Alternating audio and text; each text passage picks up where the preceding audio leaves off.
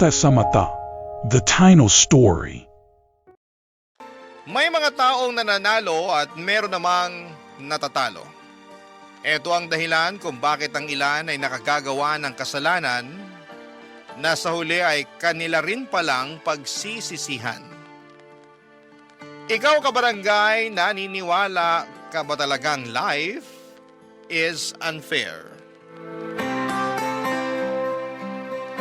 Dear Papa Dudut, maligayang araw po sa inyo at sa lahat. Ako po si Tino, 45 years old, isa akong hamak na tricycle driver lamang.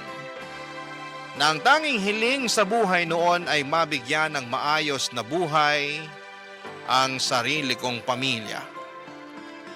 Hindi kami mayaman at sanay na po ako sa ganung buhay dahil simula pagkabata ay mahirap na po talaga kami.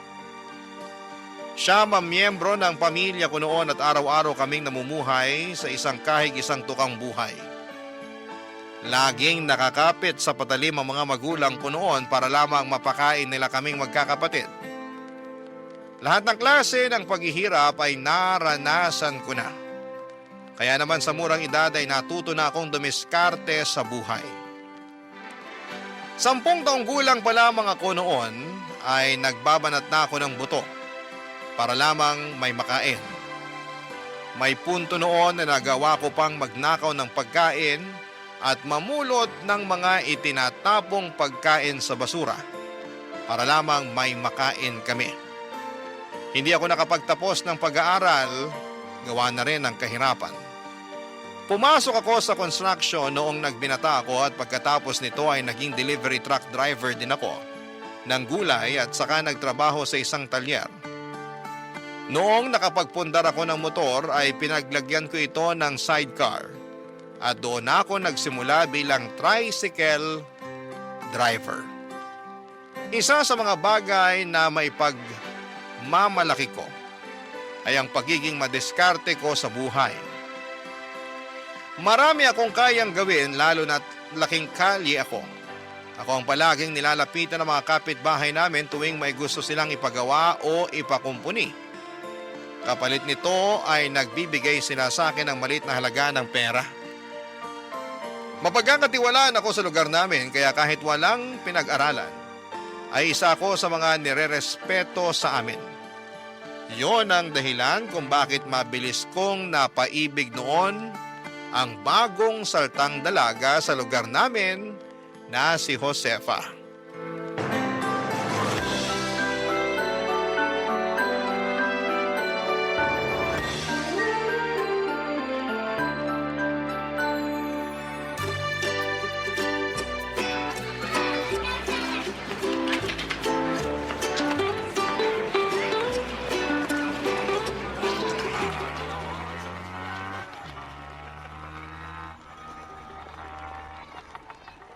Miss, tricycle?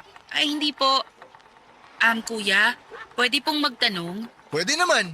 10 piso kada tanong. Alo, Biro lang. Ano ba tatanong mo?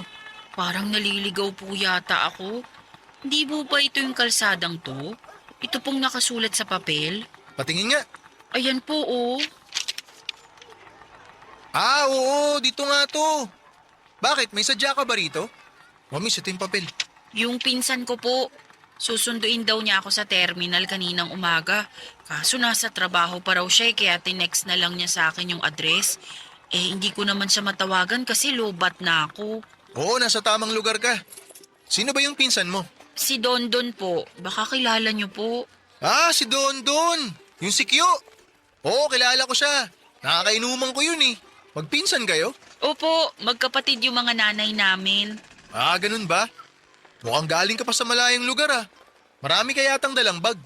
Opo, galing pa po ako ng Negros. Kinuha ako dito ni Kuya Dondon kasi may nahanap siyang trabaho para sa akin dito. Ah, kaya pala. Kaso paano yan? Nasa trabaho pa yata si Don Don. Panigurado, nakasarap pa bahay nun. Kaya nga aantayin ko na lang po siya. Malapit na rin naman umuwi yun kasi patapos na raw po yung trabaho niya kanina. Nag-overtime lang siya sa trabaho kasi wala pa raw yung karelyebo niya. Kung ganun, dito ka na lang muna sa may lilim. Ano, gusto mo? Para hindi ka mainitan dyan habang nag-aantay kay Dondon. Ay, sige po. Teka, tulungan na kita dyan sa mga gamit mo. Napag ko dito ah. Salamat. Walang anuman. Yan lang naman yung bahay ni Dondon eh. Kita mo yung malaking bahay na may green na gate? Opo. Diyan siya nakatira? Hindi. Yung katabing bahay niyan, dyan siya nakatira. Yung may nakadikit na tarpaulin sa may tindahan. Tapos yung katabing bahay, dyan naman ako nakatira. Ah, magkapit-bahay lang pala kayo. Oo, dati ko yung kainuman eh, kaso tumigil na sa pag-inom simula nung nakapag-asawa. Teka, may asawa na si Kuya Dondon? Oo, meron na. Hindi mo ba alam? Pero dati pa yun. Naghiwalay na rin sila. Hindi rin naman kasi sila kasal. Nag-live-in lang. Ah, kaya naman pala wala siyang nakukwento sa amin. Hiwalay na pala. Wala ba silang anak? Wala. Mabuti nga kamo na hindi sila nagkaanak kasi mas lalong pahirap yun sa buhay ni Dondon kung sakali. Ano po bang nangyari? Bakit sila nagkahiwalay ng live-in niya? Malandi yung babae. Nakahanap ng mas mayamang lalaki kaya yun, sumama agad. Ay, grabe naman pala. Naya ko nga na mag-inom si Dondon nun eh. Kasi nga warak siya pero hindi na talaga siya umiinom. Yun din naman yung magandang bagay na naidulot sa kanya nung ex niya. Natigil siya sa mga bisyo niya. Mabuti naman. May napala rin naman pala siya kahit papano. Ano palang pangalan mo? Josefa po. Kayo po. Celestino. Pero tawagin mo na lang akong Tino. Nice meeting you po. Ilang taong ka na? 24. Ang bata mo pa pala. Bakit po kayo? Ilang taon na? Wala mo. 35? Hindi naman ako ganun katanda. Mukha na ba akong 35? Ay, sorry. Ilang taon na po ba kayo? 29 lang ako pero naiintindihan ko naman. Araw-araw ba naman kasi akong pagod tsaka babad sa initan eh kaya mukhang matanda na talaga itsura ko. Ay, hindi naman. Mukha naman kayong 27 eh. Asus, binawi mo pa yung 35. Ayos lang yun, walang kaso. Malapit na rin naman ako mag-30 eh, kaya parang ganun na rin. Teka, yan na ba si Kuya Dondon? Yung nakamotor na tumigil dun sa may tarpaulin sa tindahan? Oo, siya na nga yan. Halika na. Tulungan kita magbuhat ng mga gamit mo. Ay, sige po. Salamat. Huwag mo na ako pinupo. Pakiramdam ko tuloy, ang tanda-tanda ako na talaga eh. Sorry. Sige. Tatawagin ko na lang kayong Tino. Yan, mas maganda pa yan.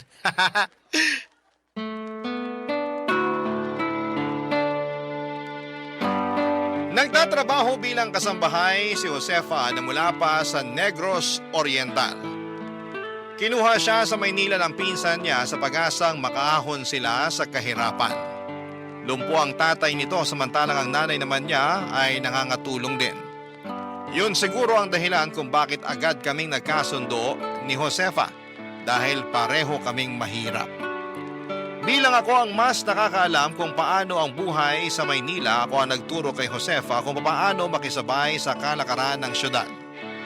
Itinuro ko sa kanya kung paano ang mag-commute at kung paano mas makatipid sa mahal na buhay sa Maynila.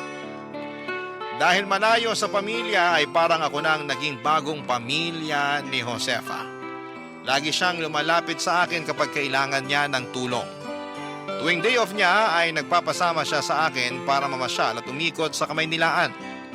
Paborito niyang pinupuntahan ay ang mga mall, hindi para mag-shopping kundi para mag-ikot-ikot lang. Tahimik lang na tao si Josefa pero malaki ang ambisyon nito sa buhay. Marami siyang pangarap para sa sarili at sa pamilya niya. Mga pangarap na mahirap mang abutin ay pinipilit pa rin niyang makamit. Hindi ko alam kung bakit pero nagkaroon ako ng malambot na puso para kay Josefa. Para akong tagapagtanggol at gusto ko siyang protektahan sa magulong mundo. Sa mga sumunod na taong pagsasama naming dalawa bilang magkaibigan, ay mabilis na nahulog ang loob ko sa kanya. Niligawan ko siya at sinagot naman niya ako, Papa Dudut. Lumipas nga ang 2 taong pagsasama namin bilang magkasintahan ay nagkaroon kami ng isang anak.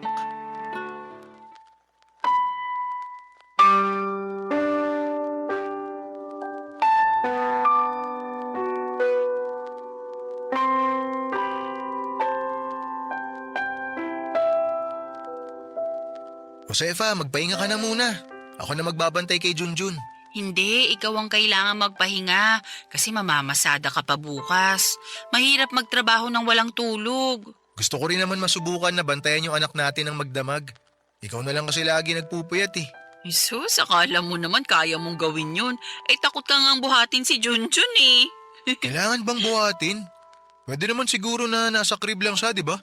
Ay naku Tino, kapag magpapalit ng diaper o kaya kapag umiiyak, kailangan mo siyang ihele. Ang liit kasi niya masyado eh. Nakakatakot, baka mabitawan ko.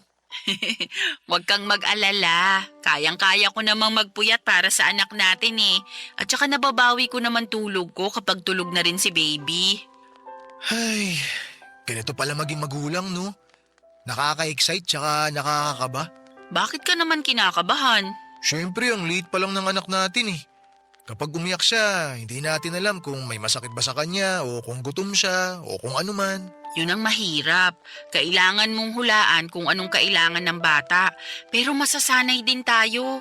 Medyo nakukuha ko na rin tong style ni Junjun eh. Depende yan sa iyak niya. Paanong depende sa iyak?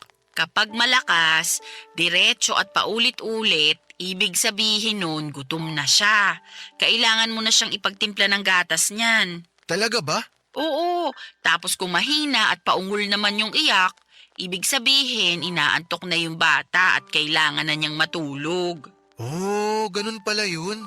Kapag naman nagwawala at hindi mapakali, kailangan nang magpalit ng diaper. Galing ah. Lahat yun napansin mo talaga? Siyempre, ganyan ang mga nanay. Kahit hindi pa makapagsalita ang mga bata, ramdam na nila kung anong kailangan ng anak nila. Tapos eto pa, kapag tahimik tapos biglang umiyak, ibig sabihin may masakit sa kanya. Kailangan pala, aralin ko na rin yung iba't ibang klase ng iyak ni Junjun para kung sakaling tulog ka o di kaya may ginagawa, alam ko kung anong gagawin ko. Basta magtulungan lang tayo, kakayanin natin to. Oo naman, alam kong kakayanin natin to. Tulungan lang talaga ang kailangan dyan. Alam mo noon, natatakot ako bumuo ng pamilya. Bakit naman? Kasi tingnan mo naman, tricycle driver lang ako. Parang sa araw-araw nakita ko, di pa sasapat yun para bumuhay ng isang pamilya eh. Alam mo naman na lumaki ako sa malaki at mahirap na pamilya. Ayokong iparanas yun sa mga magiging anak natin. Ako rin naman. Ayokong maranasan ni Junjun yung paghihirap na nadanas ko nung bata pa ako. Kaya nga ang plano ko, kahit pag-ihaw-ihaw lang ako dyan sa tapat kapag kaya na para makatulong ako sa mga gastusin. Huwag mo na munang isipin yan. Magpagaling ka na muna, tsaka kailangan ka ng anak natin. Ako na lang bahalang dumiskarte para sa atin. Ano namang gagawin mo? Pwede naman ako maghanap ng sideline para may dagdag kita tayo. Lalo na ngayon, ang mahal ng gatas at diaper. Basta wag mo lang pabayaan ang sarili mo. Okay lang kumayod ng kumayod para sa anak natin. Pero kapag hindi mo na kaya, maiintindihan ko rin. Huwag mo kong alalahanin, batak na to simula pa pagkabata. Walang salitang pagod sa bokabularyo ko. Napakabuti mo talagang asawa at alam kong magiging mabuti ka ring ama para sa anak natin. Yan ang isang bagay na ipapangako ko sa'yo. Gagawin ko ang lahat. Lahat-lahat na makakaya ko para maging mabuting padre de pamilya para sa inyo ni Junjun. Maswerte ako na ikaw ang unang taong nakilala ko rito sa lugar natin. Mas maswerte naman ako na nagustuhan mo ang isang tulad ko. Ako nga yung maswerte kasi nakapangasawa ako ng napakagandang babae. Dati pangarap ko lang yun pero ngayon, abot kamay ko na oh. Naku, sige na. Tama na ang bola.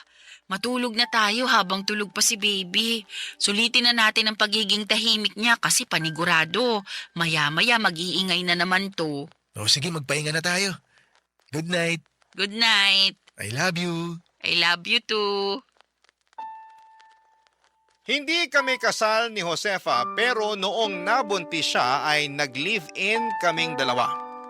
Hindi man malaki ang tinitirhan naming bahay ay masaya naman kami dahil kahit papaano ay nakakaya naman naming tustusan ang pangangailangan ng bawat isa. Hindi man ganoon kaganda ang pamumuhay namin ay nakaya naming gawing masaya ang pagsasama namin. Mas lalo pa itong nagkakulay nang dumating na ang anak namin na si Junjun Papadudut. Kahit kakarampot man ang kinikita namin ni Josefa ay ginawa namin ang lahat para maibigay sa bata ang mga pangangailangan niya. Walang kaso sa amin kahit butas-butas na ang damit namin o kahit wala na kaming maayos na tsinelas. Ang mahalaga noon ay ang maisuot na damit ng anak namin at mabili namin ang gatas at diaper na kailangan niya. Isa akong tricycle driver at ang asawa ko naman ay isang kasambahay. Simple lang ang pamilya namin pero kahit na ganoon ay masaya kami dahil buo kaming pamilya. Napapalibutan kami ng mga mababait at matutulungin na kaibigan at walang ibang makikita sa tahanan namin kundi ang purong pagmamahalan lamang. Sardinas, instant noodles at itlog man ang lagi naming ulam. Hindi pa rin nawawala ang pag-asa namin na balang araw ay makakamit din namin ang mga minimithi naming pangarap. Makalipas ang 2 taon ay muling nagbuntis si Josefa at noong panahong yon ay nag-decide kaming dalawa na yun ang magiging huli namin. Ayaw naming matulad ang pamilya namin sa mga pinagdaan na namin noong kabataan namin na napakarami naming magkakapatid. Naisip namin ni Josefa na 2 bata lang ang kaya naming alagaan at kapag nadagdagan pa ito, ay baka hindi na namin mabigyan pa ng maayos na buhay ang mga ito.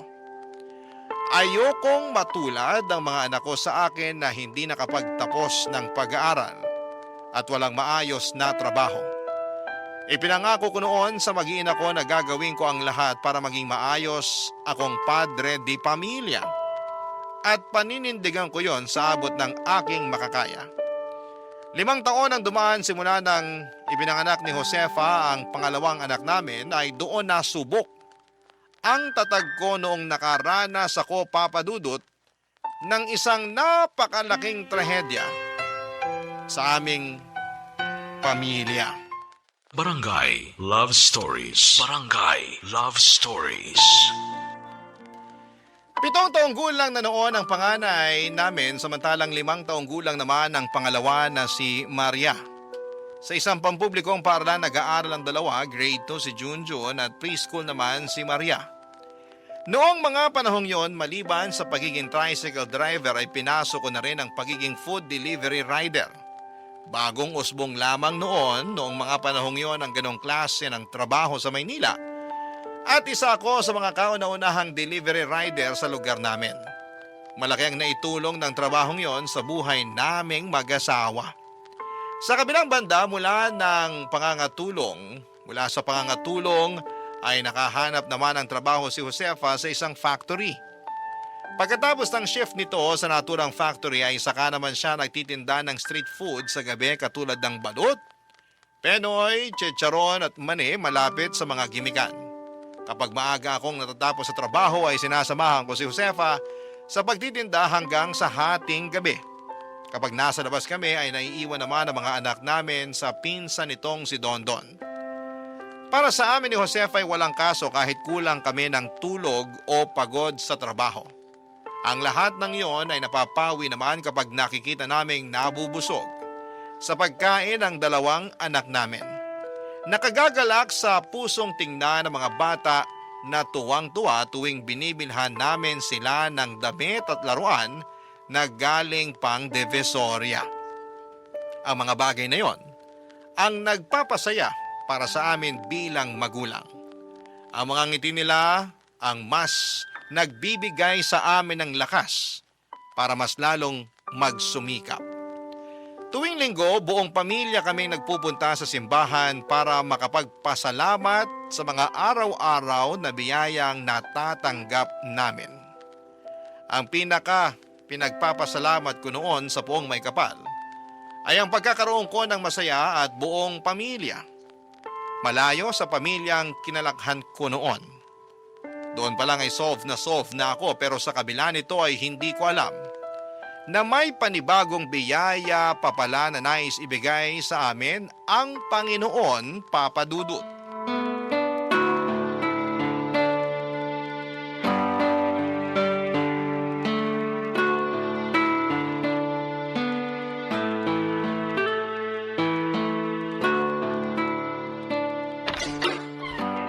Josefa, nasaan ka? Tino, ikaw na ba yan? Nandito ako sa kusina. Nabasa mo ba yung text ko? Oo, sabi mo wag na ako magluto ng ulam. Bakit? Itabi mo na lang yung mga lulutuin mo ngayon para bukas. May inuwi akong pagkain para sa atin. Talaga? Oo, may isang bucket ako ng fried chicken dito. Tignan mo. Amin na yung uwi mong ulam para maihanda ko na. Wow!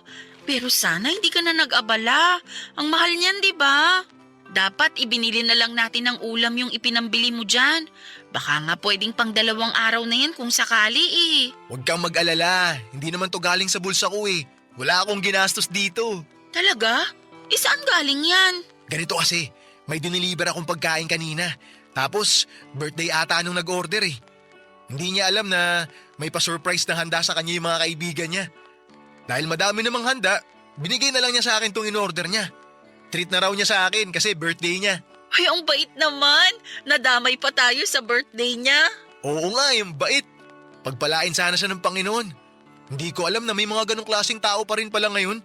Yung tipong sobra yung kabaitan. Kung ako tatanungin, hindi na ako magtataka kung bakit marami siyang mga kaibigan na sinurpresa siya para sa birthday niya. Naku, sakto to. Masarap ang ulam natin ngayon. Naaayon siya sa sasabihin ko sa'yo. May magandang balita ako sa'yo. Ha? Anong ibabalita mo? Tsaka anong kinalaman yan sa ulam natin? May natanggap akong magandang balita ngayong araw na siguradong ikakagulat mo. Magugulat ako? Talaga? Ano naman yun? Tungkol ba yan sa trabaho na gusto mong pasukan? Hindi, iba to. Huwag kang mabibigla sa sasabihin ko, ha? Pero mukhang masusundan na si Junjun at Maria. Buntis ka? Oo. Hindi nga. Buntis ka ngayon? Woohoo! Uy, huwag kang maingay. Nag-aaral yung 2 anak mo sa sala. Sorry. Na-excite lang ako. Totoo ba? Magkakaanak na ulit tayo? Oo, nagpa-check up ako sa health center kanina. Kumpirmado nga na buntis ako. Alam ko nangako tayo sa isa't isa na hanggang 2 lang ang magiging anak natin para mabigyan natin sila ng maayos na buhay. Pero itong balitang to, sa tingin ko, blessing to mula sa Panginoon. Hindi naman niya tayo bibiyayaan ng ganito kung alam niyang hindi natin kayang alagaan, di ba? Huwag mo na problemahin yan. Tama yung sinabi mo. Biyaya yan mula sa may kapal.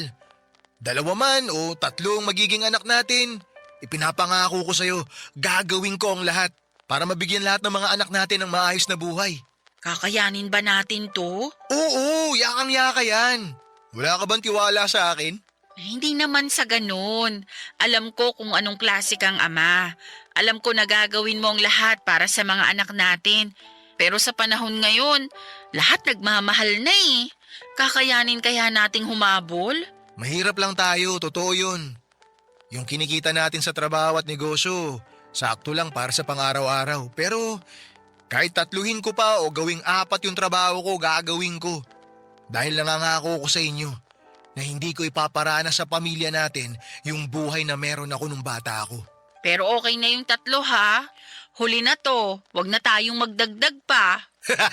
Oo, huli na to. Maliban na lang kung... Wala nang maliban. Last na talaga. Ang hirap kayang mga anak. Alam mo ba kung gaano kasakit umire? Oo, promise, huli na to. Sapat na yung 5 tayo sa pamilya. Masayang masaya na ako dun. Sakto na tong bilang natin.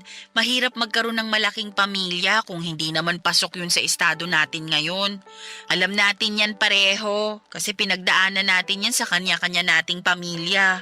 Oo, di ko nakakalimutan yun. Tawagin mo na yung mga bata sa sala para sabay-sabay na tayong kumain. Sige, mag-celebrate tayo ngayon para sa magandang balita na natanggap natin. Ay, sandali lang. Bibili lang ako ng soft drinks. Ha? Labas na ako saglit. O sige, dalian mo. Kinabukasan ay nagpunta ang buo naming pamilya sa simbahan para magpasalamat sa panibagong biyaya na natanggap ng pamilya namin. Pagkatapos nito ay sumaglit kami sa parke para ipasyal ang mga bata.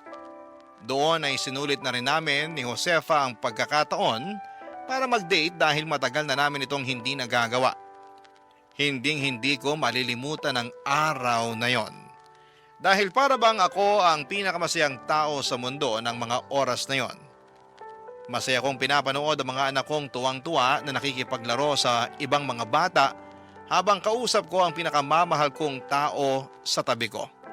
Kwek-kwek at buko juice lang ang kinakain naming dalawa ni Josefa ng mga oras na yon, pero daig pa namin ang nag-date sa mamahaling restaurant. Matapos ang family bonding namin ay dumaan kami sa palengke para mamili ng ibebenta namin para sa susunod na linggo. Plano na kasi namin ni Josefa noon na magtinda ng fishball sa pwesto namin para makadagdag sa araw-araw naming kita. Ako na lang noon ang pumasok sa palengke habang naiwan naman ang mag-ina ko sa tricycle sa labas. Habang nasa loob ako ng maingay na palengke ay biglang nagkaroon ng komosyon sa labas. Isang malakas na tunog ang narinig namin. Kasunod nito ay nagsisigawan at nagtatakbuhan ng mga tao. Akala ko noon ay may pumutok na kung anuman. Nakitakbo ko palabas ng palengke para makiosyoso at tingnan ang mga nangyari. Pagkalabas ko ay nanlumo ako sa nakita ko, Papa Dudut. Ang tricycle kung saan ay naghihintay ang asawa at mga anak ko ay parang nilukot na papel matapos itong mabangga ng isang SUV. Agad kong tinakbo ang mag-ina ko at naipit sa loob si Josefa at kahit duguan ay ang mga anak pa rin namin ang isinisigaw niya. Nakita ko si Maria na wala ng malay tabi ng nanay niya samantalang si Junjun naman ay nasa ilalim ng SUV. Nakaipit siya sa gulong nito at wala ng malay. Para akong nasa loob ng napakasamang panaginip ng mga oras na yon. Magkahalo na ang luha at uhog ko noon na nagsusumigaw ng tulong. Papa Dudut, walang nakaligtas sa mag-iina ko. Lahat po sila ay sabay-sabay na binawian ng buhay sa ospital.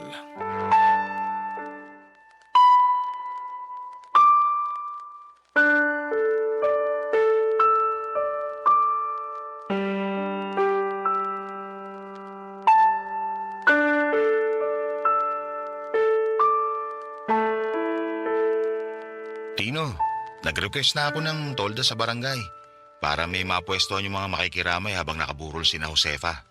Sabi ni Kap, magpapadala rin daw siya ng dagdag na upuan. Salamat, Dondon, sa lahat ng tulong mo. Wala na talaga akong ibang maasahan dito kundi ikaw na lang eh. Pasensya ka na kung naabala kita ha. Huwag mo isipin yan. Basta kapag may kailangan ka, sabihan mo lang ako. Salamat. Kamusta ka na? Mukhang kagabi ka pa yata gising ah. Gusto mo ba ako muna ang tumaw rito para makapagpahinga ka? Ako na lang muna magbabantay. Hindi na, salamat na lang. Ikaw dapat yung magpahinga kasi ikaw yung kagagaling lang sa trabaho. Sasamahan na lang kita. Pinsan ko si Josefa. Ako lang yung pinakamalapit niyang kamag-anak dito. Kaya marapat lang na bantayan ko rin siya pati na rin mga pamangking ko. Sige, ikaw bahala. Nga pala, heto. Nagpatak-patak pala yung mga nagtatrabaho sa bangko na binabantayan ko. Nagabot sila ng kaunting abuloy para sa pamilya mo. Maraming salamat ha. Pakisabi na lang sa kanila. Ano na palang balita dun sa nakapatay kina Josefa? Nahuli na ba siya ng mga pulis? Bale ang nangyari, siya mismo ang nagpunta sa mga pulis para isuko yung sarili niya.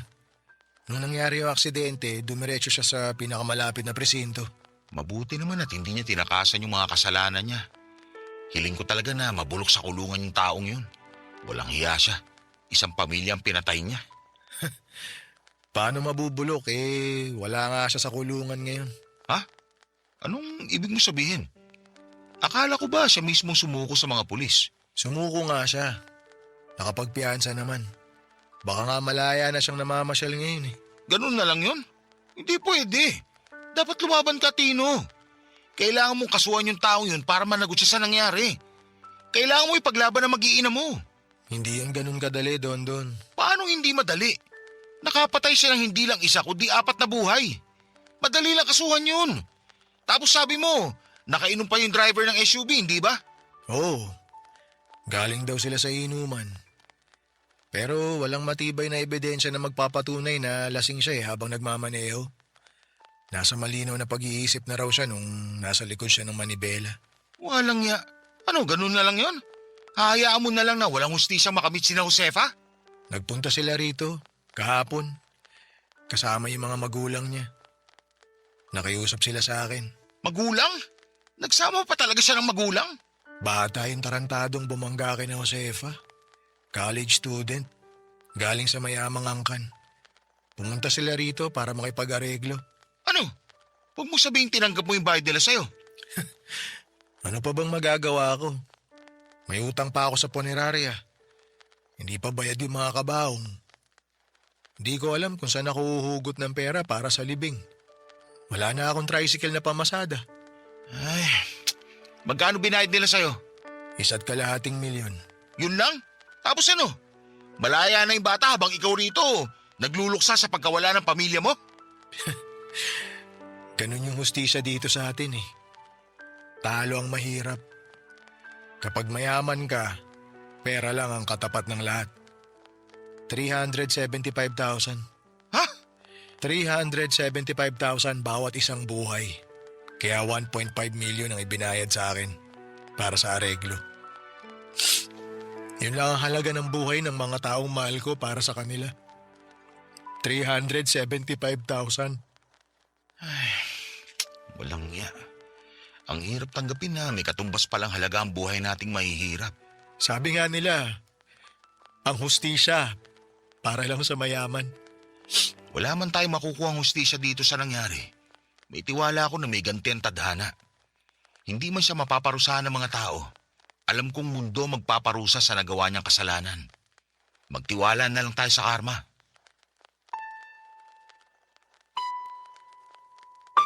Kung may mas masakit pa sa salitang masakit, yun ang mga bagay na nararamdaman ko noong sabay-sabay na nawala mula sa akin ang mga taong pinakamamahal ko. Wala man akong pera at sapat na yaman sina Josefa, Junjun, Maria. At ang bata sa sinapupunan ng asawa ko ang naging kayamanan ko sa buhay. At yon ang ninakaw lang mula sa akin sa isang iglap. Pakiramdam ko noon ay wala na akong saysay sa mundong ito. Wala na akong dahilan para magpursige sa buhay at wala nang rason para ipagpatuloy ko pa ang mga plano ko sa hinaharap dahil wala naman ang mga taong kasama kong aabot nito. Papadudot, napakarami ko pang gustong gawin kasama ang mag-iina ko. Marami pa akong gustong iparanas sa kanila.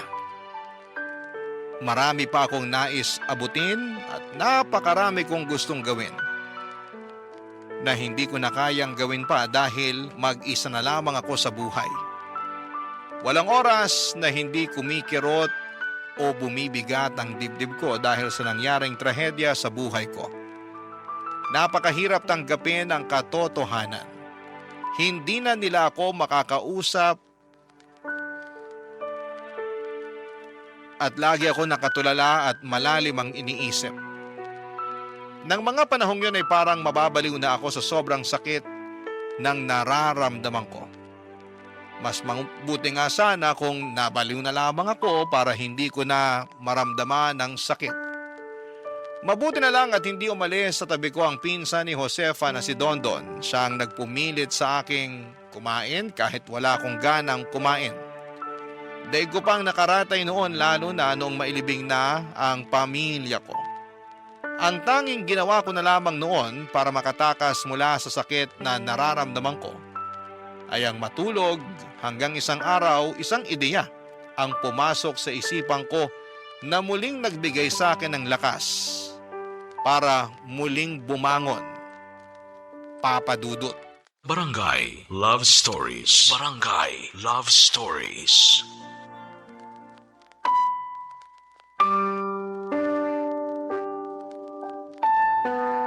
Tanghaling tapat noon, nagising ako dahil binisita ako ni Dondon. Isang pagkain ang iniwan niya sa akin para sa pananghalian ko.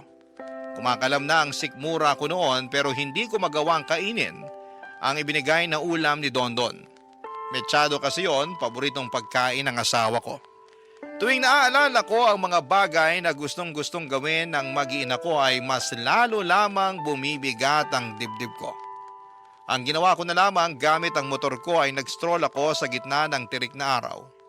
Habang nasa daan, isang bagay ang naisip ko. Gusto kong malaman kung saan nakatira ang binatang pumatay sa pamilya ko. Alam ko kung saang lugar nakatira ang binatang yon dahil naibalita ang nangyaring aksidente sa mga dyaryo. Ang problema ay hindi ko alam ang eksaktong address. Nagtungo ako sa lugar nila at nagtanong-tanong kung saan ang tirahan ng binatang naka-aksidente at nakapatay ng mag-iina ko. At mabilis ko namang natunto ang bahay nila. Malaki ang bahay nila, Papa Dudut. Talagang galing ito sa mayamang pamilya. Wala na sa garahe nila ang sasakyang bumangga sa mag-iina ko. Pero hindi na yon problema para sa kanila dahil may dalawa pa naman silang sasakyang nakaparada sa may garahe nila. Habang pinagmamasdan ko ang bahay ng taong sumira sa buhay ko, mas lalo pong tumindi ang galit na nararamdaman ng puso ko. Masaya na sila ngayon dahil bayad na sila sa kasalanan nila, pero hindi ko lang talaga matanggap na pera lang pala ang kapalit ng buhay ng mag-ina ko. Umuwi ako sa bahay. Nang mga oras na yon ay nagngingit-ngit ang galit ko sa dibdib. Kung pwede lang sanang ibalik ang perang ibinayad nila sa akin para makasuhan ko sila, pero nagastos ko na yon para sa pampalibing ng mag-ina ko. Isa pa ay hindi ko kayang makipaglaban sa mga mayayaman sa korte. Kaya isang bagay lang ang tanging naisip ko na pwede kong gawin, Papa Dudut.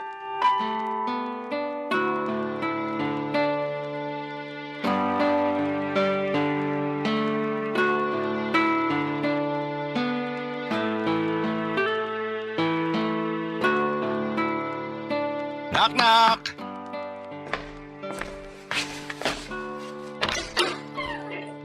Don, pasok ka. Salamat. Dumaan lang ako para i-update ka tungkol sa lapida. Nagawa na rin yung mga lapida. Ikakabit na lang ng mga sepulturero mamayang hapon. Ganun ba? May babayaran ba? Wala na. Ako na nagbayad ng labor nila. Nagbigay na rin ako ng pangmerienda. Oh, ano yung ginagawa mo? Nag-aasa ng kutsilyo. Magluluto ka? Mabuti naman kung ganun. May pinagkakaabalahan ka na sa wakas. Hindi tulad nitong mga nakaraang linggo na puro pagbumukmok lang ginagawa mo. Naisip ko kasi na walang mangyayari kung palagi ko nalang tinatakbuhan yung sakit na nararamdaman ko eh. Kailangan kong bumangon. Kailangan kong gumawa ng paraan para mawala tong sakit sa puso ko. Mabuti yan. Alam ko yung pakiramdam na para bang tumigil ang mundo mo simula nung nawala mga minamahal mo. Pero ang katotohanan, patuloy pa rin umiikot ang mundo kahit gaano pa kalala ang trahedyang dinanas natin. Sana makabangon ka ulit, Tino. Hindi man agad-agad pero mabuti na at sinisimula mo na. Ano sa tingin mo? Matalas na ba to? Mukhang matalas na nga. Halos kumikinang na nga eh.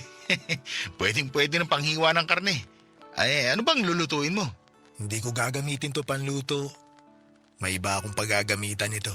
Ha? Para saan naman? Basta, malalaman mo na lang. Okay ka lang? Bakit ganyan ka magsalita? Nakakatakot ka. Huwag kang mag-alala. Okay lang naman ako. Okay na okay ako. Okay, sige. Tawagan mo na lang ako kapag may kailangan ka. Papasok na ako sa trabaho. Sandali lang. May tanong ako sa'yo. Oh, ano yun?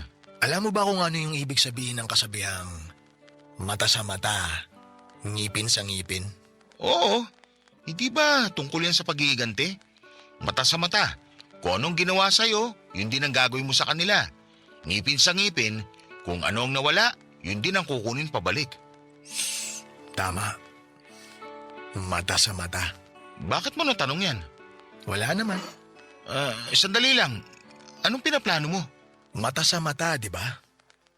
Kung ano yung nawala, yun din ang kukunin. Plano mo ba magiganti sa taong pumatay sa mag-iina mo, Tino? Ito na lang yung nakikita kong paraan para matanggap ko yung katotohanan. Hindi mapapanatag ang puso ko hanggat hindi ko nakukuha yung tamang hustisya para sa mag-iina ko. Teka, huwag kang magpadalos-dalos. Wala sa mga kamay natin ang hustisya, Tino. Kung ano man yung pinaplano mo, pag-isipan mo muna yung mabuti. Nakapagdesisyon na ako. Gagawin ko to para sa pamilya ko. Sigurado ka ba magugustuhan ng pamilya mo tong gagawin mo? Gugustuhin ba ni Josefa na ipagiganti mo sila? Sa tingin ko, hindi. Kaysa makamit ang hustisya, mas gugustuhin ni Josefa na lumayo ka sa panganib. Tino, huwag mo gawin to sa sarili mo. Ninakawan ako ng pamilya, Dondon. Hindi pwedeng nakaupo na lang ako rito habang yung pumatay sa mag-iina ko malaya pang nakakalakad sa mundong to. Hayaan mong karma na lang ang gumanti para sa'yo. Parang awa mo na. Para sa ngalan ng pamilya mo, huwag mong gawin to. Ano na lang sasabihin ng mga anak mo kapag pinapanood ka nila sa langit? Wala na silang sasabihin, Dondon. Bakit? Kasi yung mga anak ko patay na. Patay na sila. Wala na akong mga anak. Wala na akong asawa. Wala na akong pamilya. Anong ginawa ko para mabigyan ng ganitong klaseng parusa? Naging mabuting tao naman ako Bakit ganito yung nangyari sa buhay ko? Sirang-sira na ako, Dondon. Lugbok na ako. Hindi ko kaya. Kung gagawin mo yung pinaplano mo, ano na lang ipinagkaiba nyo nung taong pumatay kina Josefa? Gusto mong ipasa yung sakit na nararamdaman mo sa ibang tao? Paano yung mga taong nagmamahal sa kanya? Paano ako? Naisip ba niya ako nung binangga niya yung pamilya ko? Aksidente yung nangyari. Walang may gusto dun.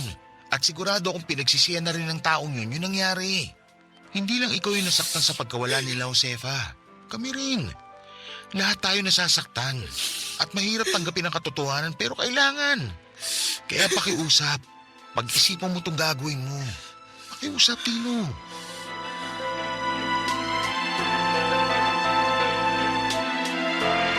Wala nang ibang nasa isip ko noon kundi ang maghiganti. Sobra nang binalot ng galit ang puso ko at punong-puno ng kasakiman ang puso ko noon at naniniwala ako na sakalang mawawala ang sakit na nararamdaman ng puso ko kapag nakabawi na ako sa taong gumawa nito sa akin.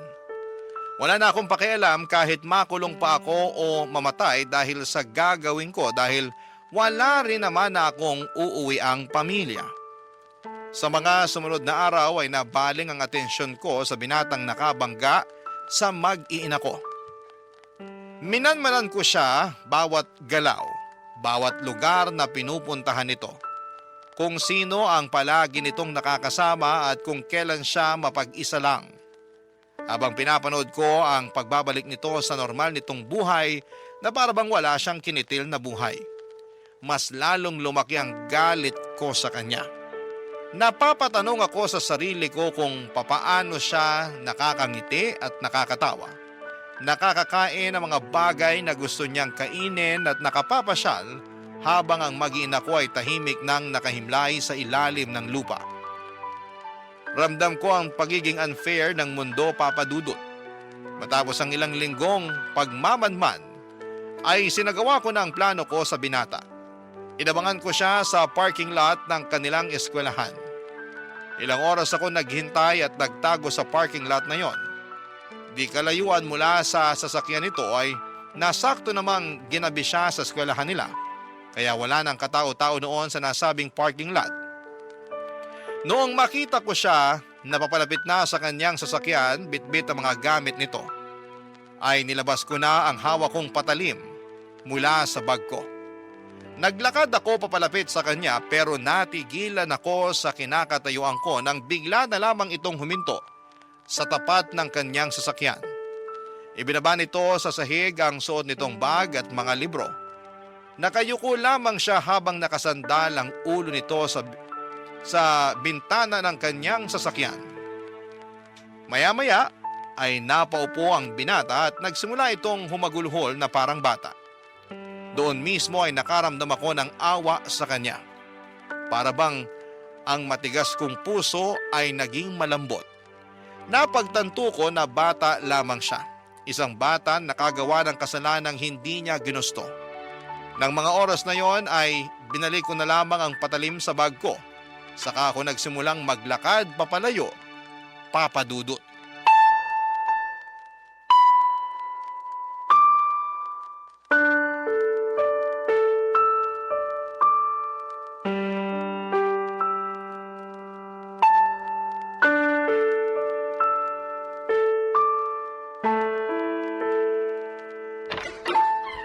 Tino, Oh, Dondon. kanina pa kita inaantay. Sorry, pumasok na ako sa loob ng bahay mo. Hindi naman kasi nakalak yung pinto. Ba't nandito ka? Wala ka bang trabaho ngayon? Wala, off ko ngayong araw. Hihiram sana ako ng tools mo. Inaayos ko kasi yung motor ko. Pero kanina pa ako katok ng katok dito, walang sumasagot. Kaninang hapon pa ako rito. Nung gumabi na, nagsimula na akong kabahan. Naalala ko yung napag-usapan natin nung tungkol sa paghihiganti mo. Akala ko, Nasa likod yung tools ko. Sandali, kukunin ko. Tino, bakit may dala kang kutsilyo sa labas? Wala to. May ginawa ka bang masama? Saan ka galing? May pinuntahan lang ako. Huwag mo nang alamin kung saan. Kinakabahan ako sa iyo eh. Parang awa mo na, Tino. Sabi mo sa akin na wala kang ginawa na ikasisira ng buhay mo. Wala. Nagpahangin lang ako sa labas. Na may dalang kutsilyo? Para saan? Ba't kailangan mo magdala ng kutsilyo? Ay, oo na, sige na, aamin na ako. Para sa isang tao tong kutsilyong daladala ko. Para to sa taong pumatay sa pamilya ko. Tino, Minanmanan ko siya ng ilang linggo. Inaral ko lahat ng galaw niya para maisagawa ko yung plano ko. Gusto ko siyang patayin. Gusto kong tapusin ang buhay niya, Dondon. Hindi ko matanggap na masaya siya sa buhay niya ngayon. Samantalang ako, patuloy na naghihirap dahil sa pagkawala ng mag-iina ko. Gusto ko siyang managot sa ginawa niya. Gusto ko ng hustisya. pero hindi ganong klaseng hustisya ang kailangan mo. Hindi mo kailangan pumatay ng tao para lang makabawi sa nangyari sa pamilya mo. Tino naman. Huwag kang mag-alala. Wala akong ginawang masama sa kanya. Kahit tingnan mo pa tong kutsilyong inuwi ko. Wala tong bahid ng dugo. Kung ano man yung iniisip mo, hindi yun nangyari. Wala kang masamang ginawa habang nasa labas ka. Hindi ko tinuloy yung plano ko. Biglang nagbago yung isip ko nung nakita ko yung bata ng malapitan. Bakit nagbago yung isip mo? Hindi ko kaya. Kahit gaano kalaki yung galit na nararamdaman ko, hindi ko kayang pumatay ng tao. Kasi alam mo sa sarili mo na hindi sadya yung nangyari. Alam ko rin na mabait kang tao at hindi mo magagawang kumitil ng buhay. Hindi ka ganong klaseng tao, Tino. Kaya ka nga minahal ni Josefa eh. Hindi ko na alam kung anong gagawin ko. Ang sakit pa rin eh. Paano ko ba maaalis tong pakiramdam na to sa dibdib ko? Pagod na ako. Pagod na ako umiyak. Pagod na ako. Wala tayo ibang magagawa kundi damahin lang yung sakit. Walang gamot dyan eh. Antayin mo na panahon na magpagaling sa sugat dyan sa puso mo.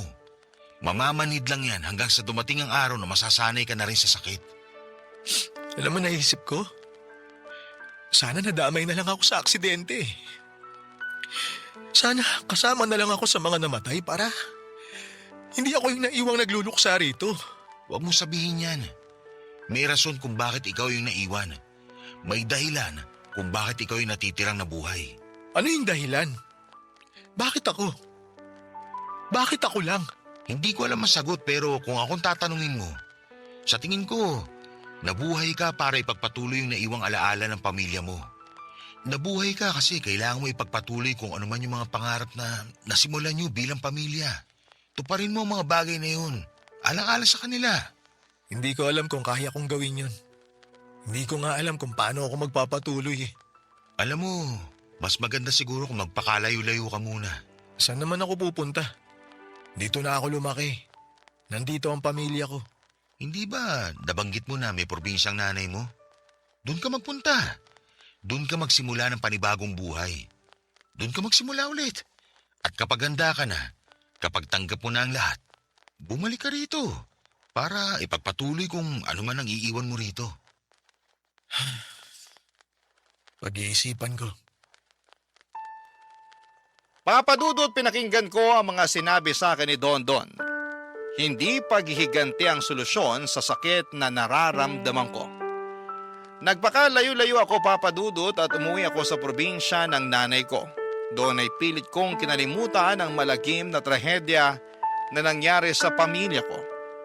Masakit na magsisimula ulit ako ng panibagong buhay na wala na mga taong inaasahan kong makakasama ko hanggang sa pagtanda ko. Pero wala akong ibang choice kundi ang magpatuloy sa buhay sa ngalan na rin nila Josefa, Junjun at Maria. At ang baby namin na hindi na naipanganak pa. Wala na akong balita sa binatang nakaaksidente sa pamilya ko. Kung saan man hahantong ang buhay nito, ang Diyos na po ang bahala sa kanya. Hinihiling ko na lang na sana ay may natutunan siya sa nangyari para sa ganon ay hindi masayang ang buhay na nawala ng dahil sa kanya. Papadudot, hindi na po ako nakapag-asawa pang muli. Ang sabi sa akin ng pamilya at mga kaibigan ko, subukan ko raw ulit na buksan ang puso ko dahil bata pa naman ako. Pero hindi ko pa kayang gawin yon sa ngayon kahit na 7 taon na ang nakakalipas. Nagigilty kasi ako sa isipin na kapag nag-asawa ulit ako, ay para bang pinapalitan ko na ang pamilya ko. Hindi ko po alam. Siguro kung may nilaan sa akin ng Panginoon ay tatanggapin ko po yun ng buo. Sa ngayon ay nananatili pa rin ako sa probinsya kasama ang bagong buhay na binubuo ko. Hindi po ako nakakabalik pa sa Maynila at wala na akong planong bumalik doon dahil ipinapaalala lamang nito sa akin ang mga matatamis at mapapait na alaala ng nakaraan ko. Dito na po nagtatapos ang kwento ko, masalimuot pero patuloy pa rin na lumalaban sa buhay. Muli maligayang araw po sa inyong lahat, ang inyong forever kapuso at kabarangay, Tino.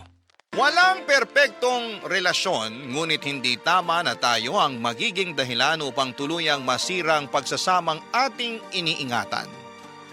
Minsan kapag kinukulong ang isang ibon ay mas lalo lang niyang gustong lumaya at kumawala. Ikaw, kabarangay, maluwag ka ba sa iyong partner? Dear Papa Dudut, habang may buhay, may pag-asa.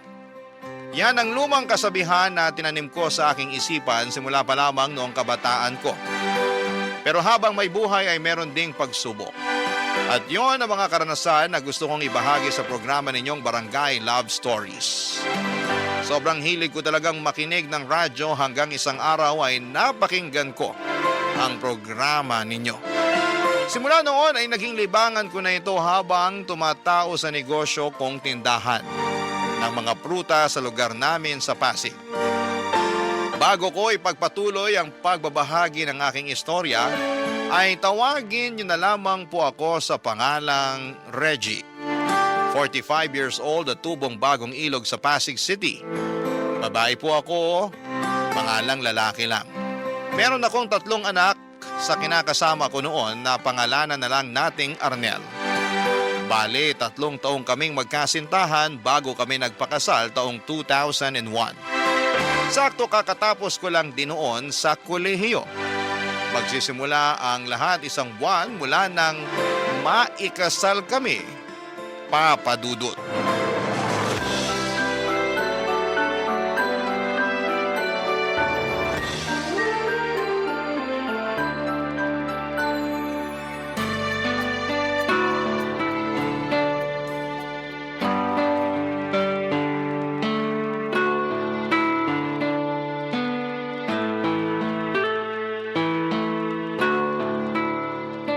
Oh, mahal. Bakit nakabihis ka naman yata ng formal dyan? May lakad ba tayo na hindi ko alam? Para makapagbihis na rin ako. Nako, mahal, wala naman tayong lakad. Saka ako lang ang aalis. Ha? Saan ka pupunta? May job interview kasi ako. Tagal na nun nakaschedule eh. Kinakabahan nga ako pero naniniwala ako na makakaya ko naman lusutan yun. Ano? Teka, bakit ngayon mo lang sinabi sa akin yung tungkol sa bagay na to? Pasensya ka na kasi nawala na rin sa isip ko. Paano nawala sa isip mo? Pwede ba yun? Oo naman. Maniwala sa'yo. Sinadya mo talaga na hindi sabihin sa akin eh. Bakit ko naman gagawin yun? Ewan ko sa'yo. Basta, hindi ka pupunta dyan sa interview mo na yan, sinasabi ko sa'yo. Ha? Bakit ko naman gagawin yun? Nakabihis na ako oh. Kaya nga magpalit ka na ng damit mo, mahal. Huwag ka na umalis. Hindi mo na kailangan pumunta sa interview o magtrabaho pa kasi kayang-kaya na kitang buhayin. Seryoso ba yan? Alin? Yung sinabi ko na kaya na kitang buhayin? Oo, pati yung ayaw mo akong pagtrabahuhin. Hindi kasi yan yung unang beses na sinabi mo yun sa akin eh. Sinabi mo na rin sa akin yan nung mag-boyfriend-girlfriend pa lang tayo. Buti naman natatandaan mo pa. Kasi seryoso ako nung sinabi ko yon. Ayaw kita magtrabaho.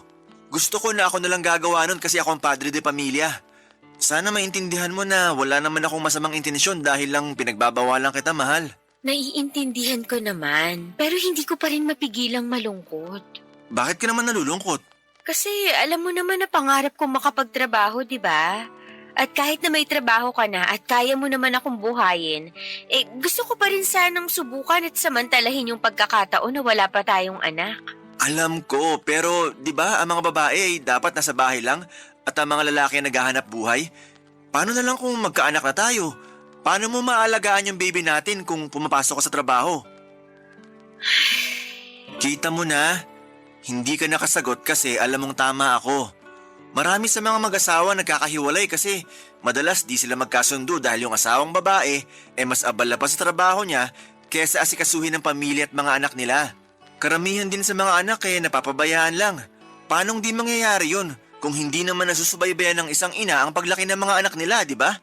Ayoko mangyari yun sa pamilya natin. Kaya please lang, huwag ka nang pumunta dyan sa interview mo. Nanghihinayang lang talaga ako. Matagal ko rin kasi hinintay ito eh. Sigurado na ilang araw ko rin tong iisipin at kahit sa pagtulog ko maaalala ko pa rin to. Basta isipin mo na lang na mas pinili mo yung pamilya natin kaysa sa pangarap mo. Makakalimutan mo rin yung tungkol sa bagay na yan pag tumagal-tagal. Tsaka baka panahon na para palitan mo yung pangarap. Paano ko naman gagawin yun? Itatak mo sa isip mo na dapat mas mahalaga na sa'yo yung pamilya natin at wala nang iba. Ako, ikaw, at ang magiging mga anak natin. Dapat pamilya lang natin ang prioridad mo, mahal. Hindi ibang tao, hindi kaibigan mo, o kahit na anong trabaho pa yan. Ako yung lalaki sa pamilya. Ako yung padre de pamilya, kaya ako na rin ang bahala sa lahat. Dito ka na lang sa bahay at maging mabuting asawa sa akin. Papadudod distrikto ang asawa kong si Arnel at kung ano ang sinabi niya ay yon ang masusunod. At isa na nga doon ay ang pagbabawal niya sa aking magtrabaho kahit na gusto ko sanang makatulong sa kanya at habang wala pa naman kaming anak. Pareho naman kaming college graduate at ang laki ng panghihinayang ko sa aking kurso dahil hindi ko man lang nagamit. Pero dahil nga ayaw ng asawa ko na magtrabaho ako ay nagpasakop na lamang ako sa kanya. Ang ibig sabihin ay sinusunod ko siya, papadudod. Lumipas sa mga buwan at na-promote si Arnel bilang manager ng isang kilalang fast food chain na matagal na niyang pinagtatrabahuhan simula pa lamang nag-aaral kami. Marketing management kasi ang tinapos niya at masaya naman siya sa usad ng kanyang karera ng mga panahong yon. Samantalang ako naman ay naging abala sa pagiging housewife. Masaya naman ako sa ginagawa ko dahil naaasikaso ko ng mabuti ang munti naming pamilya ni Arnel. Pero nandun pa rin ang lungkot at panghihinayang sa ibang bagay na pwede ko pa sanang magawa, lalo na yung may kinalaman sa inaral ko. Kung hindi nyo kasi na itatanong ay graduate ako ng accountancy. Noong sumunod pang buwan ay nabuntis na nga ako at naging maselan yon kaya pansamantala kong nakalimutan ang aking lungkot tungkol sa mga bagay na hindi ko na magagawa dahil magiging nanay na ako. Sa halip ay nag-focus ako sa aking pagbubuntis hanggang sa matagumpay kong naisilang ang panganay naming anak ni Arnel. Sa awa naman ng Diyos ay malusog naman ang baby girl namin. Makalipas nga ang 3 buwan matapos kong manganak, ay may binalita ang mister ko sa akin, Papa Dudut.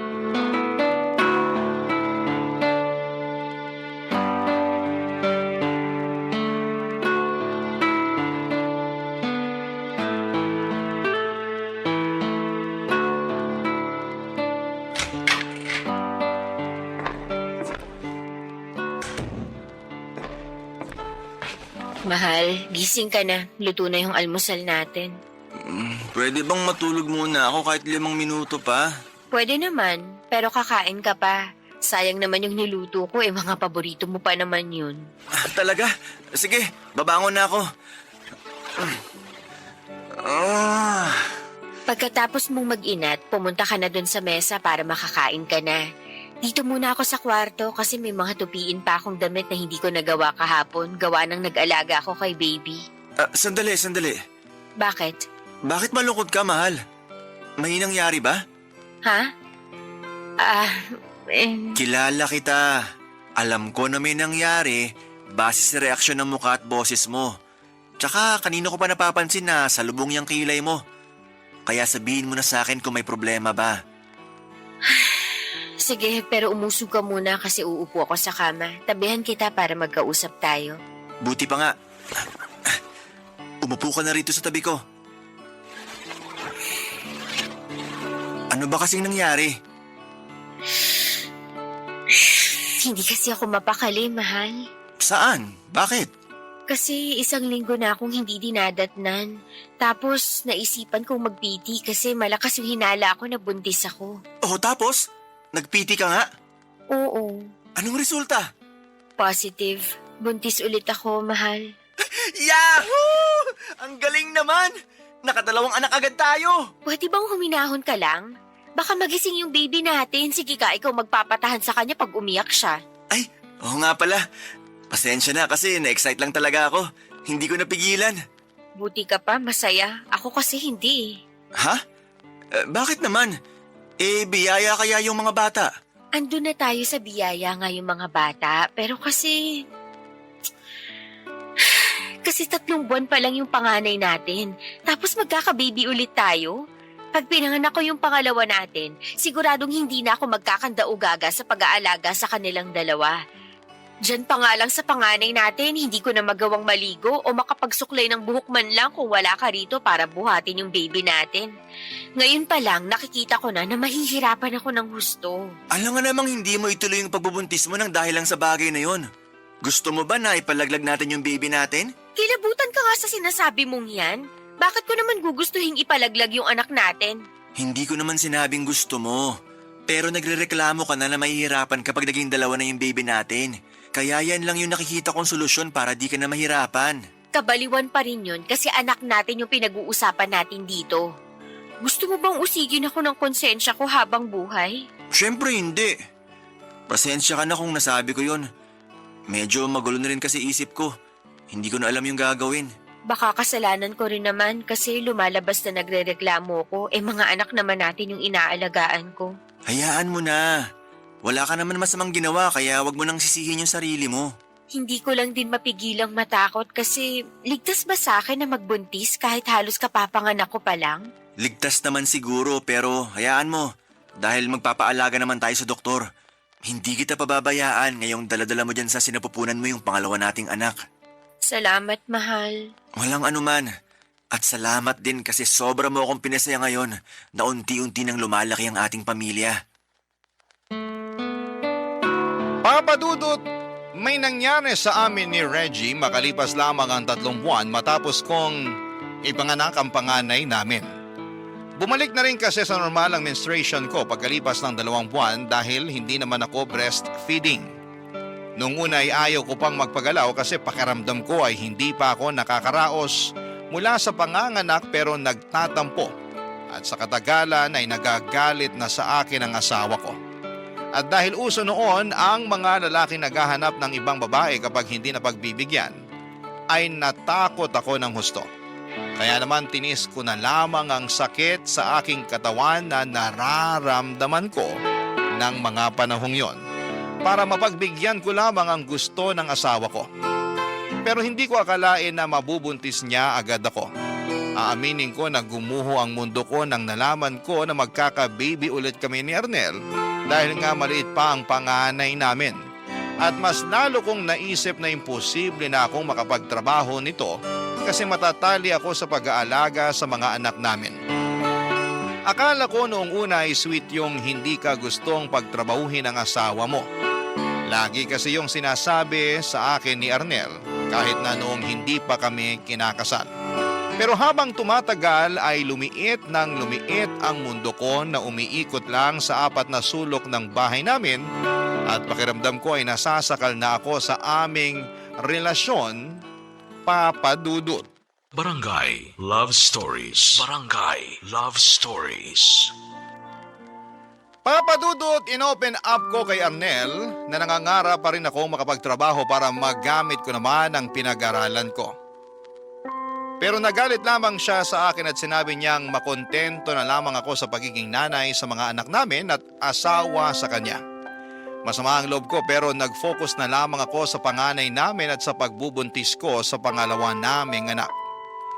Hindi nagtagal ay nakaya ko namang pagsabayin ang pagdadalang tao habang nag-aalaga ng bata. At dumating yung araw na matagumpay ko ulit na naisilang ang anak namin. Kaso, makalipas lamang ang 5 buwan pagkatapos kong mga anak ay nabuntis na naman ako ni Arnel. Mas lalo kong naisip na nilalayo ako ng asawa ko na matupad ang kagustuhan kong magtrabaho kapag malaki na ang mga anak namin. Kaya nga nagpatong-patong na lamang ang mga sama ng loob ko sa kanya. Pero ayoko naman yung dibdibin masyado dahil kailangan pa ako ng mga bata at nang ipinagbubuntis ko ng mga panahong yon, Papa Dudut.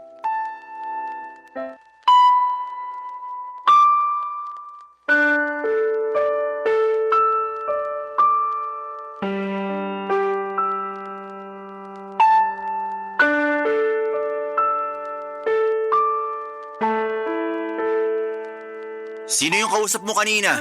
Ha? May kausap ba ako? Oo, meron. Ikaw na rin sumagot sa tanong mo. Pero hindi ko siya kilala. Kaya tinatanong ko kung sino siya at kung bakit kailangan mo siyang kausapin. Hindi mo ako kailangang sigawan. Naririnig kita, Arnel. Magkaharap lang tayo, oh. Kumalma ka nga dyan. Kakalma ako kung sasagutin mo na yung tanong ko. Hindi ko alam ang pangalan niya, pero mabait naman siya kaya kinausap ko. At kaya pala todo ngiti ka rin dyan, no? Ano bang pinagsasasabi mo? Hindi pa ba halata? Nagseselos ako. Bakit mo naman pagseselosan yung tao? Wala naman siyang ginagawa. Nagkwentuhan lang kami sandali kasi tinanong ko siya kung bago lang ba siya sa kinukuhanan natin ng tubig. Sa ngayon ko lang din siya nakita kaya kinausap ko. Bakit kasi kailangan mo pa siyang tanungin? Hindi ka na lang manahimik dyan at pabayaan mo yung tao na magtrabaho. Masyado kang pabida at madaldal. Sobra ka naman magsalita. Nagsasabi lang ako ng totoo. Walang totoo sa mga sinasabi mo para lang sa kaalaman mo. Teka, bakit nakabihis ka? Saan ka pupunta? Makikipagkita ako sa kaibigan ko. Nagsabi ako sa'yo kagabi tapos tumango ka na lang nun dahil inaantok ka pa. Inaantok na pala ako eh. Malamang hindi ko yung narinig ng maayos. Anong ibig mong sabihin ngayon? Tinatanong pa ba yan? Hindi ka aalis. Arnel naman! Kahit na ano pang sabihin mo, dito ka lang sa bahay natin. Napakainit sa labas tapos kakaladkirin mo mga anak mo? Nasisiraan ka na ba ng ulo? Baka mapabayaan mo lang sila. Magta-tricycle naman kami Saka sa mall naman kami pupunta ng mga kaibigan ko para hindi mainit. Kahit nasa simbahan pa kayo pumunta, wala akong pakialam. Dapat kung anong gusto ko, yun ang masunod. Hindi ka aalis. Hindi mo isasama ang mga anak ko. Dito lang kayo sa bahay natin. Ano ba kasing masama sa paglabas ko, ha? Gusto ko lang naman maiba yung paligid ko kasi nagsasawa na ako rito sa bahay natin. Hindi mo ba yun naiintindihan? Laging ikaw na lang yung nakakalabas sa ating dalawa. Paano naman ako? Malamang kailangan ko lumabas para pumasok sa trabaho ko. Hindi lang yun.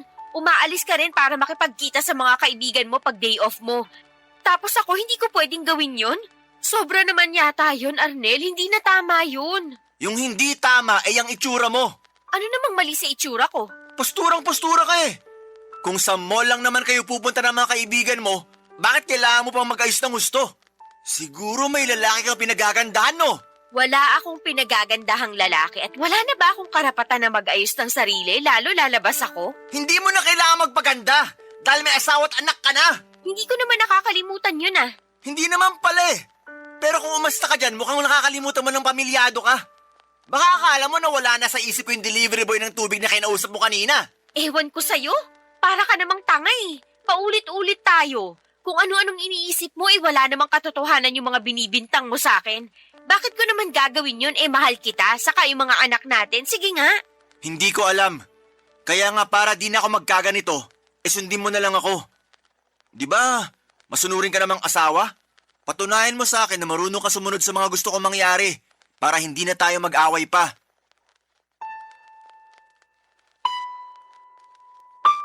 Papa Dudut, gusto ko lang naman sanang aliwin ang sarili ko sa pamamagitan ng paglabas para makipagkwentuhan o kumain kasama ang mga kaibigan at dati kong kaklase. Isasama ko naman ang mga anak namin kaya hindi totoo ang ibinibintang ni Arnel na mapapabayaan ko ang mga bata. Isang bagay pa ay hindi ako natuwa sa pagsiselos niya sa delivery boy ng tubig sa bahay namin dahil walang katotohanan ang mga paratang niya. Ni sa hinagap ay hindi ko naisipang magtaksil sa kanya kahit na sumosobra na siya. Kaya nga hiyang-hiya ako doon sa delivery boy na inaway niya noong sumunod na araw. Hindi natuloy yun bumalik sa bahay para mag-deliver. Bali iba na ang nagdadala ng tubig sa bahay namin pero bantay sarado pa rin si Arnel. Ewan, siloso na wala sa lugar ang asawa ko. Kaya lihim akong naiinis sa kanya at pakiramdam ko. Lalo akong nasasakal sa presensya niya. Pero hindi naman palaging ganon ang imahe ni Arnel kasi sa totoo lang ay may sweet side din naman siya. Bagay na nagustuhan ko sa kanya noong nililigawan pa lamang niya ako, Papa Dudut.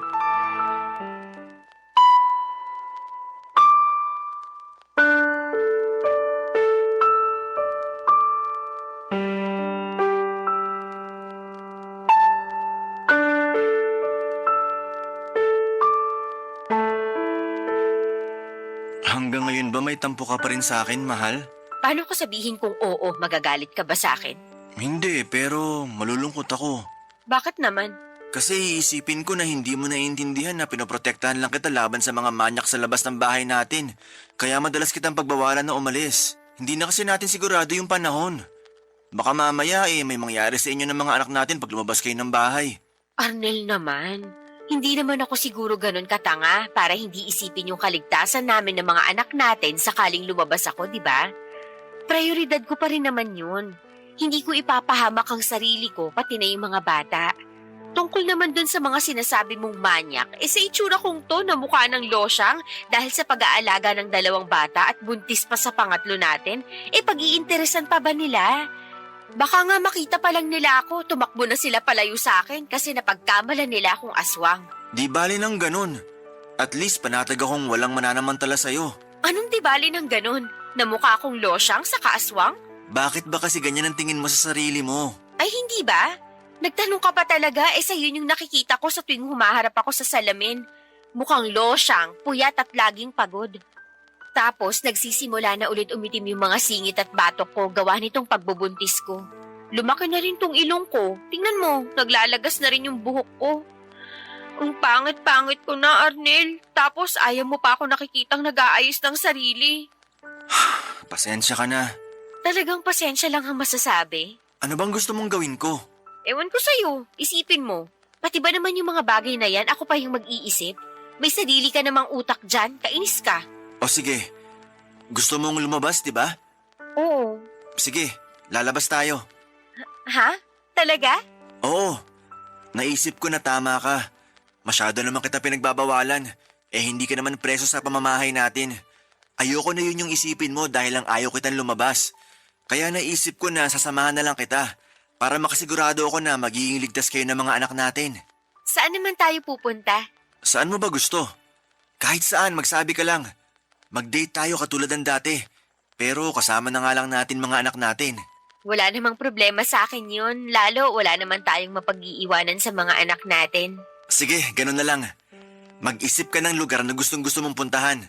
Tapos sa day off ko, lalabas tayo. Talaga? Totoo ba yan? Oo, totoo yan. Tsaka paraan ng pakikipagbati ko rin to sa'yo. Naku, wala na yon. Basta matuloy lang yung paglabas natin ng mga bata. Alam mo kasi, sabik na akong mamasyal. Matagal na rin simula nung huling beses na nangyari yon, kaya medyo naaaburido na ako rito sa pamamahay natin. Kaya nga paghandaan mo yan. Lalo na sa kung anong susuotin ng mga anak natin. Gusto ko maging presentable, pero presko yung magiging damit nila. Kasi mainit dito sa atin. Alam ko naman yun. Hayaan mo at hahanapan ko sila ng maayos na damit. Salamat, mahal. Salamat din, mahal. Hindi mo alam kung gaano mo ako napasaya. Excited na ako mag-day off ka para makalabas na tayong pamilya. Ako rin, sobrang excited na. Kaya sana, huwag ka na magtampo sa akin, ha? Bati na tayo. Hindi na ako nagtatampo at oo, bati na tayo.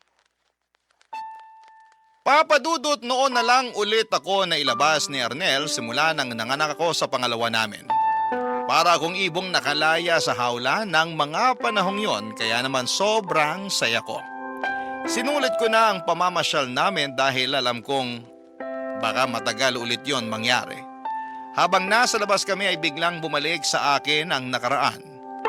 Yun bang bago pa lamang kami magkasintahan ni Arnel dahil madalas na niya talaga akong nilalabas noon para mamasyal at mag-date.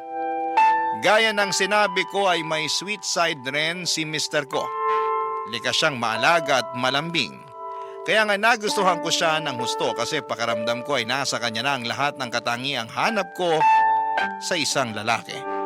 May pangarap din siya sa buhay at lagi niyang sinasabi na hindi niya ako pababayaan.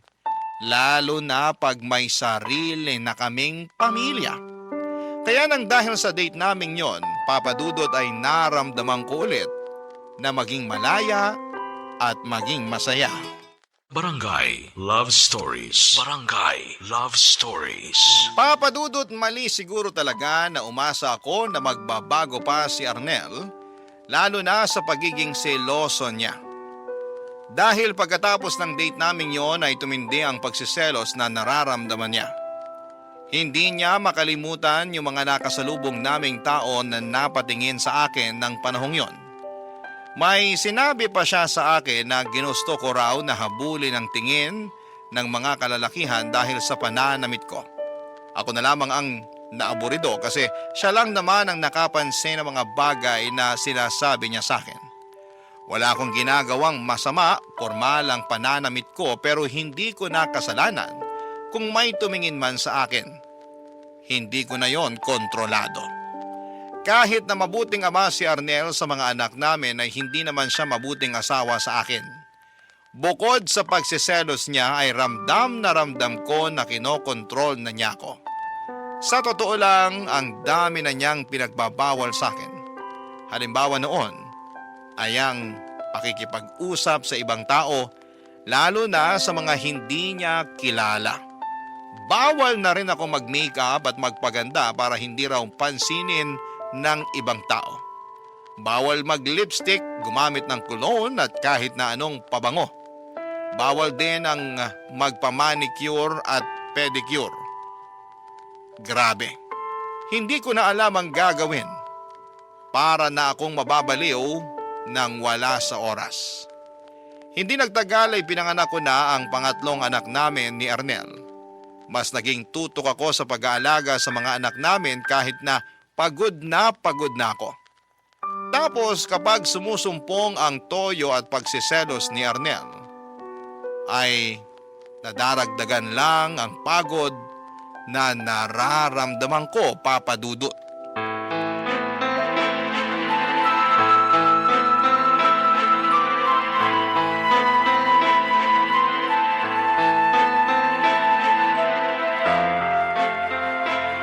Peste naman buhay to, oh! Ano bang problema mo? Nagtanong ka ba talaga? Ikaw yung problema rito. Anong ako? Paano ako ay kararating lang natin mula sa pagsisimba tapos biglang ako naging problema? Oo! Kasi bakit mo masyado kang maganda? Ano bang pinagsasasabi mo? Hindi mo ba nakita yung lalaking katabi mo sa jeep kanina? Kung toro titing sa hita mong lintik ka eh.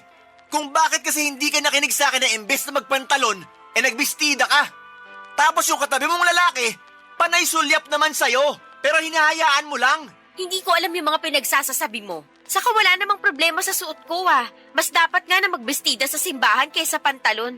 Sinasabi mo ba na ayos lang din natitigan ka ng mga lalaking yon? Syempre hindi. Lumalabas kasi na gustong gusto mo eh. Kunwari ka pa na hindi mo alam. Hindi ko naman talaga alam, lalo na karga ko yung anak nating bunso. Saka kahit na alam ko, sigurado na hindi ko yun gugustuhin dahil may asawa na akong tao. Hirap sa'yo, masyado kang malisyoso, nakakasama ka ng loob eh. May gana pa talagang sumama yung loob mo. Ilang beses ko bang dapat sabihin sa'yo na gusto lang kitang protektahan laban sa mga manyak na yon? Baka naman nasa isip mo lang yan. Anong sinabi mo? Sabi ko, baka nasa isip mo lang yan.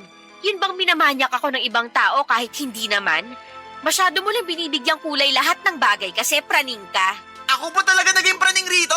Eh sino pa ba? Alangan namang ako o yung kapitbahay natin, eh ikaw lang naman yung ganyan sa atin. Paulit-ulit mong sinasabi na gusto mo lang akong protektahan laban sa mga manyak dyan sa labas. Pero hindi naman ganun yung nararamdaman ko. Kasi, di ba, dapat pakiramdam ko ligtas ako sa'yo, pero bakit hindi? Anong hindi? Bakit? Ano bang nararamdaman mo? Sige nga. Na habang tumatagal, mas natatakot na ako sa'yo at sa pwede mong gawin sa akin dahil dyan sa walang katuturan mong pagsiselos. Bakit ka ba nagkakaganyan? Hindi ka naman ganyan dati ah. Bakit bigla ka nalang naging seloso nang wala sa lugar? Siguro kasi kasalanan mo rin. Paano naging kasalanan ko? Kasi binibigyan mo ako ng dahilan para magselos. Pinagsasasabi mo dyan, hindi yan totoo. Totoo yun kasi yun yung nararamdaman ko. Katulad na lang kanina.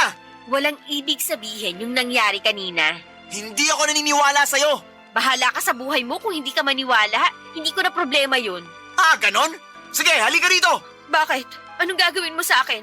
Sa hindi pa rin talaga ako mapanatag na wala lang yung nangyari kanina eh.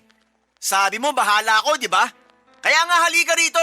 Kasi kukumpirmahin ko lang kung hindi ka nasabik nung tinitigan ka ng dalawang lalaki sa jeep. Ano? Nababaliw ka na ba? Baliw na kung baliw. Pero di ako matatahimik hanggat hindi ako nakakasigurado. Ano ba iniintay mo? Hubarin mo na yung panloob mo. Ha? Bakit ko naman gagawin yun? Kasi gusto kong tingnan at amuyin para makasigurado ako na hindi ka nga nakaramdam ng pananabik. Huwag mo nang hintayin na ako pa yung maghubad dyan sa'yo. Dalihan mo na!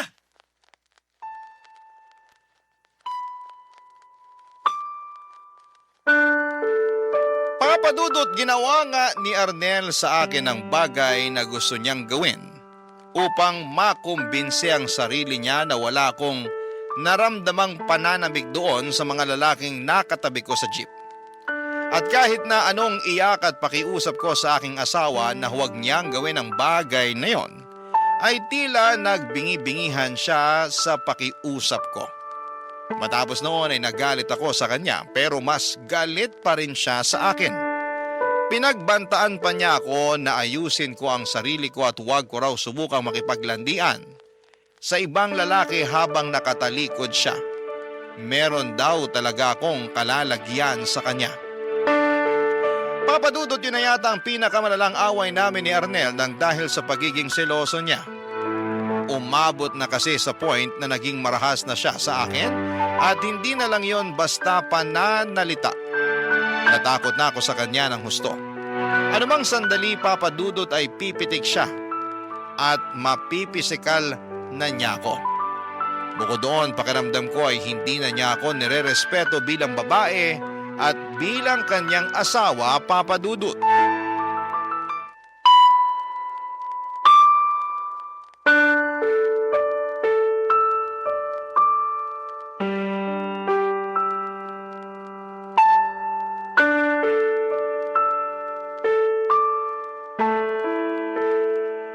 Mahal, sige na. Pagbigyan mo na ako. Miss na kita eh. Bango naman. Ano ba, Arnel? Ayoko, wala ako sa mood. At bakit wala ka sa mood? Pagod ako eh. Masakit katawan ko. Gusto ko na lang matulog. Pwede ba yun? Hindi pwede yun. Kasi matagal na rin simula nung huling beses mo ako pinagbigyan. Anong matagal? 2 gabi pa lang naman yung nakalipas ah. Hirap sa'yo, masyado kang mainit. Akala mo sa akin parausan mo? Anong parausan? Yun kasi yung nararamdaman ko eh. Na parausan mo lang ako. Na anumang oras, pwede mo akong galawin at gamitin para matugunan yung pangangailangan mo. Hindi ka marunong makinig pag sinasabi kong pagod ako o wala ako sa mood. Kasi para sa'yo, responsibilidad ko na pagbigyan ka sa lahat ng oras na gusto mo. Natural! Asawa kita! Kaya ano bang nirereklamo mo dyan? Hindi naman yun ang issue rito, kundi ang pagiging mainit at mapilit mo sa kama. Kainis naman! Dami mong arte! Buti pa mag-iossi na lang muna ako sa labas kaysa makipagtalo sa'yo. Teka, ano yan? Alin ba yun? Yan oh! Ano nga yun? Yung nasa basurahan. Kukunin ko para makita mo. Pati ba naman basura natin pinag-iinitan mo? Paanong di mag-iinit ang ulo ko? Pakete to ng pills. Ha? Sa'yo ba to? Sa'yo to eh. Iniinom mo to? Magsabi ka ng totoo. Oo, akin yan. At oo, iniinom ko yan. Bakit ka umiinom nito nang hindi ko alam? Tinatanong pa ba yan? Siyempre, ayoko pang mabuntis. Walang hiya ka, Reggie! Yan ang dapat sa'yo! Hayop ka, bakit mo ako sinampal? Kasi marunong ka na magsikreto sa akin! Hindi ganyan na mag-asawa! Ginawa ko lang yun kasi sigurado ako na pag nalaman mong umiinom ako niyan, siguradong magagalit ka sa akin at baka nga ipatigil mo pa. Ipapatigil ko talaga! Kasi ito pala ang dahilan para hindi tayo magkaanak ulit! Ilang anak pa ba ang gusto mo mula sa akin? Nakakatatlo na tayo sa loob lang ng 3 taon, Arnel. Ilang buwan pa lang yung lumilipas pagkapanganak ko tapos binubuntis mo na agad ako. Hindi ka na ba marunong maawa sa akin? Responsibilidad mo bilang asawang babae na magbuntis! Nakakalimutan mo na ba yon? Hindi ko yun nakakalimutan pero utang na loob naman. Gusto mo na yata talaga akong mamatay. Ilang beses kong sinabi sa'yo na ayoko munang sundan yung pangalawa natin pero hindi ka nakinig. 5 buwan pa nga lang yung anak natin nung nabuntis na naman ako sa bunso natin. Tapos ngayon may plano ka na namang anak-anak ko? Oo, kaya mo nga kaming buhayin at naibibigay mo yung mga pangangailangan namin. Pero hindi pa rin sapat na dahilan yun para ganituhin mo ako. Sinabihan na rin tayo ng doktor natin na delikado para sa akin na mabuntis agad. Lalo hindi pa nakaka-recover yung katawan ko sa panganganak. Pero hindi ka marunong makinig. Mahalaga lang sa'yo yung sarili mo. Hindi mo na ako inisip. Alam mo, hindi totoo yan! Yun yung totoo. Dahil yun ang nararamdaman ko. Hindi mo na ako ginalang bilang asawa mo. Tapos, hindi mo na rin ako nirespeto bilang tao. Kung ganyan lang din naman ang gagawin mo sa akin, bakit hindi mo na lang ako patayin ngayon? Ano ba pinagsasabi mo? Patayin mo na lang ako kasi pagod na ako makisama sa'yo. Papadudot, nagkaroon talaga ako ng matinding galit sa asawa ko na nag-ugat matagal na ang panahon ng nakakalipas. At magpahanggang ngayon ay hindi pa rin tuluyang nawawala ang galit na yon. Pero pagkatapos ng matinding away naming yon ay sinuyo ulit niya ako tulad ng dati. Ngunit hindi na ako nadala at nagpabola sa mga matatamis niyang salita. Sa kabila ng lahat ay pinili ko pa rin makisama kay Arnel dahil siya pa rin ang tatay ng mga anak namin. Kapansin-pansin ang pagbabago niya pagkatapos ng away naming yon pero hindi pa rin nawala ang pagiging seloso niya. Kung may nawala man, walang iba kundi ang pagmamahal ko sa kanya, Papa Dudut. Lumipas po ang mahabang panahon, namatay si Arnel bago mag-pandemic dahil inatake siya sa puso. Pero, kataka-taka na ni isang luha ay walang pumatak sa aking mga mata para sa aking asawa. Sa halip, pakiramdam ko ay nabunutan ako ng malalim na tinik sa lalamunan, lalo na nakalaya na ako sa kanya. Pero hindi pa rin naging madali at magaan ang buhay dahil ako na lang ang naiwan upang itaguyod ng mga anak namin. Buti na lamang at may pensyon ang namayapa kong asawa na siyang nakatulong upang makaraos kami lalo na noong pandemic. Sa kasalukuyan ay masaya ako dahil meron na akong negosyo na siyang katas ng pag-iipon ko ng pera mula sa mga trabaho tulad ng paglalabada at pagtitinda ng merienda na ginawa ko sa mga nakaraang taon. Kahit na mahirap ang buhay at kahit na marami akong agam-agam sa sarili ko ay nagpatuloy pa rin po ako at hindi sumuko. Marami rin akong what if. At kahit na hindi nasagot lahat ng tanong ko ay naniniwala akong may dahilan ng lahat. Malaking bagay din sa akin ang suporta ng mga anak ko at ilang pinagkakatiwalaang kaibigan upang mas makaya ko po ang lahat. Maraming salamat po sa inyo, Papa Dudut. Sakaling mapili po ninyong i-ere ang sulat ko sa inyong istasyon. Sana nga po'y kinapulutan po ito ng aral ng ating mga kabarangay. God bless and more power po sa inyo. Ang inyong forever kapuso at kabarangay, Reggie.